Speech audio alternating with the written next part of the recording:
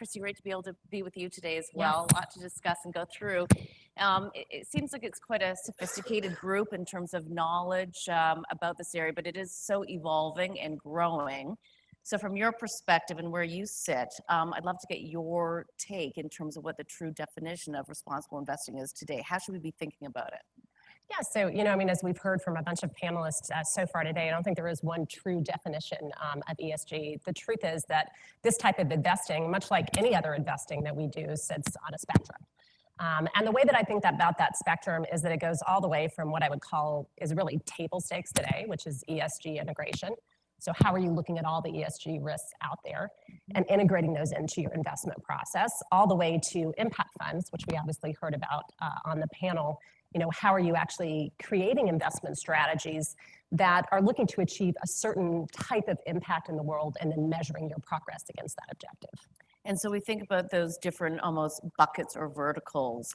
What one seems to be resonating or perhaps even growing the most? Yeah, so I think probably the biggest shift that we've seen, if we look at it really over the last 20 or 30 years, is a move away from what you would call sort of exclusionary-based investing. So these were the old sort of religious and values-based funds that I think really kicked off this movement, if you think about it, into ESG, towards something, again, which is much more focused on a sort of defined positive purpose. How can we actually capture the opportunity that's created by sustainable investments? And I think that's the biggest shift that we've seen. And what are we seeing as it relates to the opportunities? How are people thinking about what looks like an opportunity versus in the past it was exclusionary? I might not want to invest in sin stocks. How are they recognizing this from a resonating perspective? Is it pictures? Is it knowledge? Is it information? Yeah, so maybe I'll answer that in sort of two ways. One, in terms of what we're seeing from clients. So we've actually launched a number of interesting products over the course of the last year that are really focused, as I mentioned, sort of on this impact theme and specifically around the sustainable development goals. We've obviously heard that term bandied about, quite a bit today, but obviously there's 17 SDGs. They range from, everything of sort of stopping world hunger to clean water to life under the ocean. So we have a number of clients who've asked us to develop concentrated equity portfolios that are really focused on understanding the opportunities that the transition to the new world, the sustainable world under the SDG framework creates, and generating alpha on the back of that. So I would say that's sort of one area which is really interesting, which is what I would call clients move to really a goals-based framework in terms of how they think about sustainability. The other way I would answer it maybe is thinking a little bit more at sort of direct retail, right? So if the first is really sort of intermediary and institutional, how do retail investors think about this? And you and I had discussed that we had recently done some survey work looking specifically at how people internalize the importance of ESG investments on their portfolios. And, the survey work is early, but we're certainly finding that people connect much more with pictures than they do with infographics. So anything that actually puts some humanity sort of into it, I think actually helps people in terms of defining what they think is really important and what they want to put their money behind. In terms of the survey, what else did you learn from it in terms of who's interested in participating in this type of asset class, what countries in particular, what demographics? So I would say we've just completed the survey in the U.S. So this data is just from the U.S. We started fielding this survey in Canada this week. So we'll have more global information, as we get results back. But from sort of a preliminary look, there are a couple of things that I found really interesting. First, what we saw in the data, and I should say it's a skew towards sort of the higher net worth end of the spectrum, so more than $1 million in investable assets, salaries of $150,000 and above, so definitely a skew. But one of the things that we're seeing is that about 10 to 15% of the population actually puts environmental criteria, ESG criteria, as pari passu with risk and return when they think about their portfolios. And by the way, they also focus on ESG criteria when making consumer-based decisions.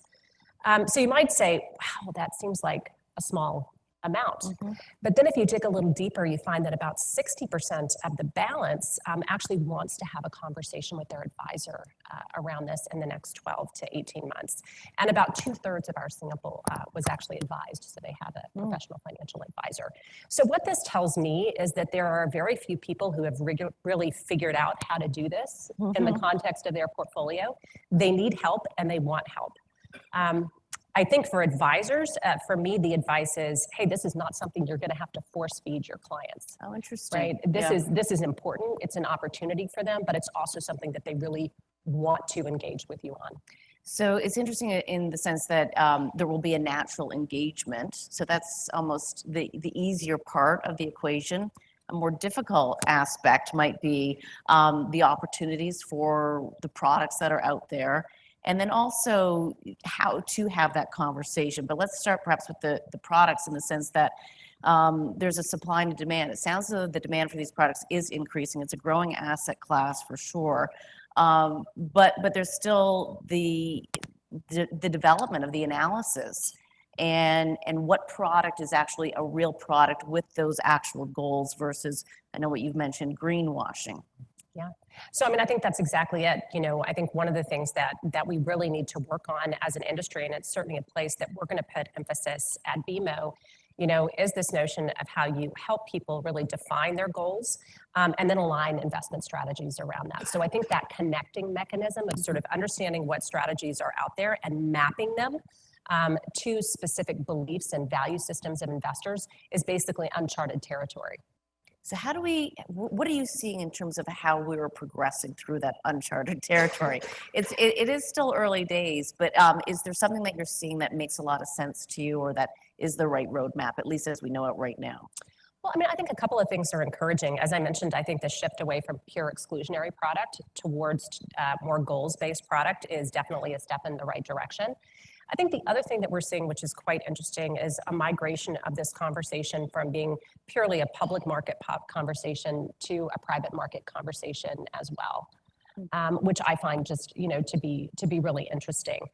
We actually have a fairly significant real estate franchise over in the UK, and this is just a conversation that's coming up with clients again and again and again. So, you know, two really positive things, I think, are one, again, the extension into goals-based, and two, and I think actually a previous panelist mentioned this, but this sort of extension of the ESG conversation sort of across the waterfront as it relates to both public and private asset classes. Who are you seeing really lead that conversation? I feel as though it's been pension funds perhaps around the world that have taken charge here, but am I wrong?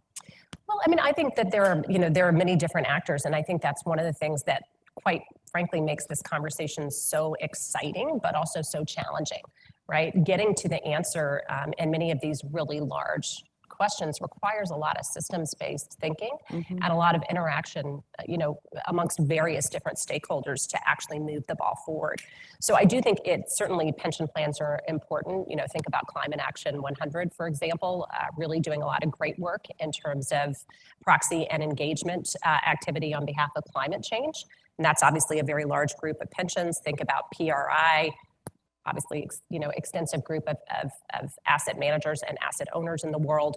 They're all making a difference, but I think we're also seeing an equal push. And I think that push is going to become stronger and stronger from more retail-oriented and certainly ultra-high net worth individuals, where this is becoming increasingly more a topic of conversation. And, you know, when you think about some of the challenges, you mentioned it briefly as it relates to how investors think about risk and return. What are the challenges surrounding making sure that, you know, this might be my desire in terms of being ESG, responsibly investing, but at the same time too, you know, people might struggle as they have in the past with other products of the similar sort or the thinking of a similar sort, to make sure that they're getting the returns or not putting too much risk into their portfolio? Yeah, I mean, I guess I would, you know, go back to some of the statements that were made earlier, and I do think this is probably one of the biggest myths that we have to continue to debunk, you know, around sustainable investing, which is that there is some sort of trade-off that you make for investing in a sustainable way. I know that not only my colleague actually mentioned one of the largest meta studies that was ever conducted on ESG investing. And that study actually showed that even if you look over, multiple different types of strategies over 30 to 40 years of investing history, there was no evidence that there's any give up in return, related to sustainable investments. And in fact, there is some, I think, emerging evidence that even in large samples, you see risk reduction through the incorporation of ESG. So you might not see it in return enhancement, but you would certainly see it in terms of efficiency increases in the portfolio. So risk being used more efficiently to generate return. So again, I don't think that you should approach it, I guess, in any other different way than you do any of your other investments in terms of targeting risk and return and where you want to be on the spectrum. I think if there's a lift, it's really just how do you help people, I think, define what they want to do in terms of ESG and then balance those three things equally, risk, return, and their ESG or value system. And what's out there right now in terms of helping people with that conversation and that thinking? Yeah, so there's obviously a tremendous amount of data that's out there today. There are a number of research providers, Morningstar being one of them, that obviously provides rankings, as it relates to ESG and specific funds. And I think we'll continue to see obviously more and more progress as we see, more and more funds sort of enter the mix. There's also, I think, a really natural way to have this conversation with clients that I think is quite intuitive. The way that we think about it in BMO is that clients can really focus on one of three things. They can focus on excluding things from their portfolio, right? There are just certain things I don't want to touch. Maybe I don't want gun manufacturers in the portfolio, for example. Yeah. A second thing is, what do you include in the portfolio? Like, do you want a strategy, as I mentioned before, that really focuses on trying to find those opportunities that are associated with this transition to sustainability? And maybe just a fun fact for a cocktail party, the UN does estimate that between now and 2030, there'll be a $26 trillion profit pool created by climate change. So there's the include. And then I think there's the improve bucket. And maybe going back to just another fascinating client story, we've been having a conversation with a very large private bank that's interested in creating a thematic fund focused specifically on oceans. But their criteria really focuses on the include and improve. They absolutely want to have companies in there that aren't the best as it relates to the protection of our oceans, but that have the room to improve with engagement and capital committed to change. Yeah. Well, in prepping for this, I was thinking about, a couple companies that have obviously done very well recently, Amazon, Costco. I mean, when you think about which bucket to put those into, it'd be interesting to have some insight in terms of where the company managements are on probably the improved side when you just think of the packaging and the repackaging. What kind of knowledge do you have about where these companies stand right now? Might not be those two specifically. Yeah, so I think those two are really interesting, right? Because they bring up, the fact that really getting to this new sustainable world is quite complicated, right? And some of these UN SDG goals, if we think about it, can often be in opposition to each other. So maybe I'll start with one, which is just Amazon, which is a place where we've actually done some very effective engagement on the active side. But you think about Amazon, one of the SDG goals is all around sort of economic growth and prosperity. Well, Amazon is definitely an engine for growth, right? So that would be actually on the really exciting side. On the other side, you really think about sort of workforce treatment and sort of, what are the types of conditions that workers are expected to sort of produce and, how good are benefits and the like for certain parts of the workforce. And that's a place where we've actually been engaging heavily with Amazon. We actually have in one of our presentations a really interesting picture where we show Amazon's headquarters versus Amazon's typical packaging facility. And as you can imagine, there's a pretty stark contrast there. So again, I think what it shows is that within most companies, just like most of us, there's certain things that we're good at, there's certain things that we're not good at. And I think the way that active investors can actually think about it is we're kind of like a company coach. Here's the things you're doing great on. Here's some room for improvement, right? Here's some goals we can set together, right, to make sure that we see some real progress over time. So that falls into one of the buckets that we haven't really talked a lot about as of yet. We've been talking a little bit more about the sustainability from an environmental perspective, but there's the governance side of what you really just mentioned as well. How are these companies run? How much weight is put towards that bucket or vertical? Well, I mean, I would say government has probably been sort of the vertical governance has been the vertical that's been around the longest, right? Yeah. There's probably the richest set of data on governance as a factor in improving returns, which is very convincing, right? So certainly asset owners engaging with companies to improve governance has been shown to have a positive expected return over time. So I would say, if anything, I think while I guess you would say the rhetoric might be a lot more around the E and the S, because those are kind of things that I think emotionally we can get our hands around and maybe are a little more newsworthy. I think a lot of the historical work has been around governance, and I think we'll see that continue to be the case. I just want to go back to what you mentioned in terms of the potential profit pool. Can you give us a little bit more granularity in terms of what that means? This is the opportunity set in one area, essentially. Yeah. So, you know, I mean, obviously that's just kind of a fun cocktail party fact, but I think there are a couple of different ways to look at this. I think, you know, one of the things that's important to think about is just, you know, what's the opportunity with transitioning companies? So, you know, how do you take a company that you know, maybe has been in an industry which has been quite challenging from an environmental perspective, but see them become a leader and see the profits sort of, you know, accrue to that leadership. So I think that's sort of one area of potential alpha generation. The other area is just completely new technologies. You know, how do people, and this is no different than sort of any sort of base case for innovation, but how do people sort of think forward and develop sort of new technologies and ways of doing things that, again, are more in line with a sustainability framework. And then I would say, you know, the last thing that I think that we certainly believe is incredibly important, sort of as you think about return, is thinking about, you know, because return and risk are very interlinked, thinking about, you know, some of the sort of inevitable policy responses, right? So what does that sort of case look like in a doomsday scenario? So return involves not just picking the right things, but avoiding the wrong things. So again, improving companies, new technologies, but also understanding what the real downside case is.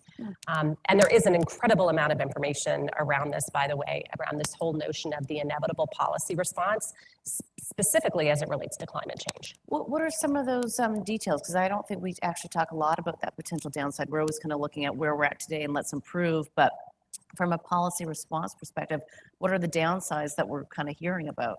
Well, I mean, there's certain types of, you know, production that is sort of, for example, you know, high carbon intensity that could be taken offline altogether, right? So I think the idea is that if companies and responsible investors and responsible consumers don't take the action that we need to take, then ultimately there'll be a response, which actually comes in the form of governmental policy and restrictions. And so that's this whole inevitable policy response theory. And again, I think it's just something that is a responsible investor who's looking to reap profits and create a benefit for society. It's something that you want to sort of build into your nexus of thinking. When you think about some of the profitability, many of these new technologies, if we're looking at the energy space, are heavily subsidized. Where does that come up in the conversation as it relates to you've got a new technology, you're going to build it out, it's subsidized. There's always the risk that the government pulls that back. But there's also, from an investment perspective, making sure that these companies can stand alone.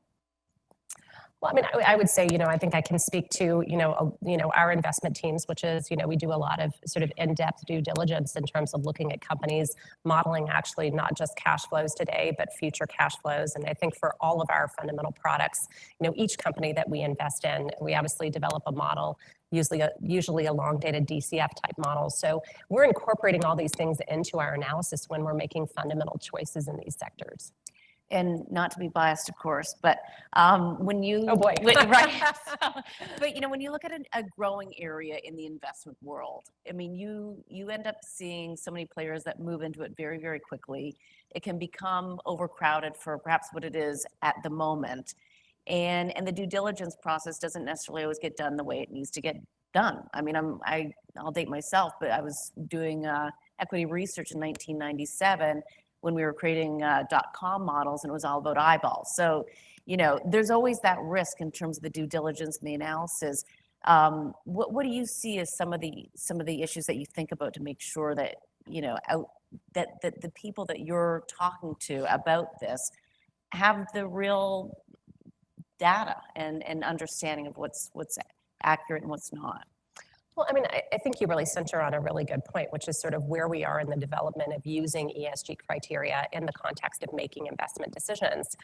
And, if there is a call out, I think a call to action to all of us in this room, it's to continue to press companies for better and more consistent information as it relates to ESG factors. I'm sure you're very familiar with SASB. I think they're doing some really fantastic work, obviously supported by Michael Bloomberg. But that really is important. So if you're asking me, how do we get to really strong understanding of ESG factors, their impact on company returns, and model them in the most efficacious way, it's to start with better data. And I think that's a real call to action. Where do you see the industry if we think about kind of what's next? First of all, what is next over the next 2 to 3 years as you look at this industry? So, I mean, I would say a couple of things.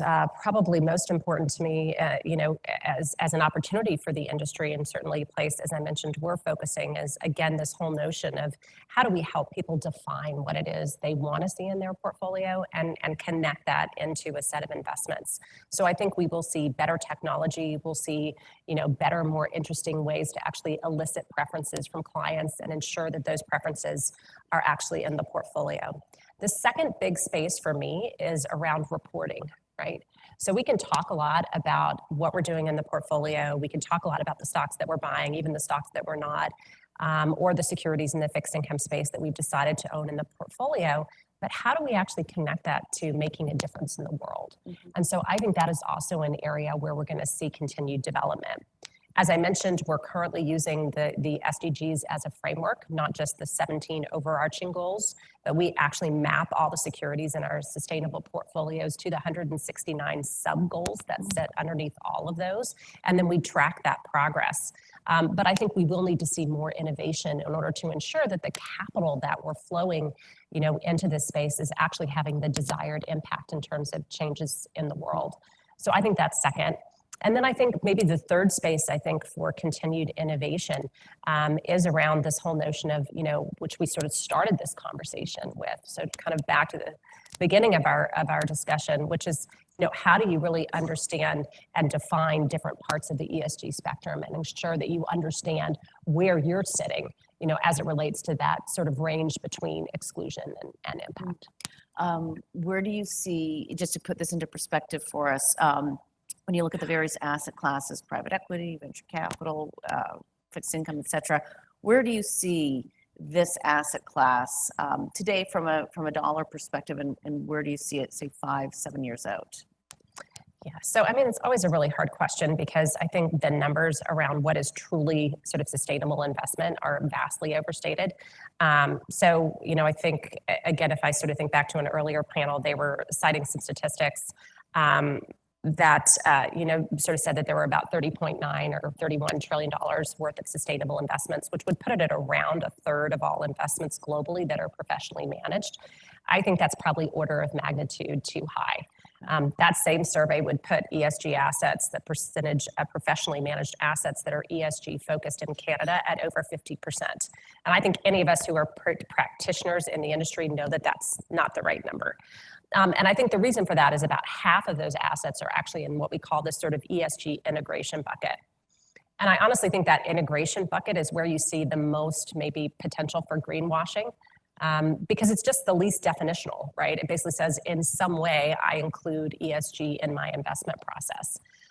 So if you're asking where I think we probably really are in the world, I think we're probably at around 10%, right, of assets, not that different than the number of people who are investing in this way in our survey. And I certainly think that, that has the potential over the next 10 years to triple. Okay. I think we'll leave it on that note. Kristi, thank you very much for your time. Thank you. Thank you.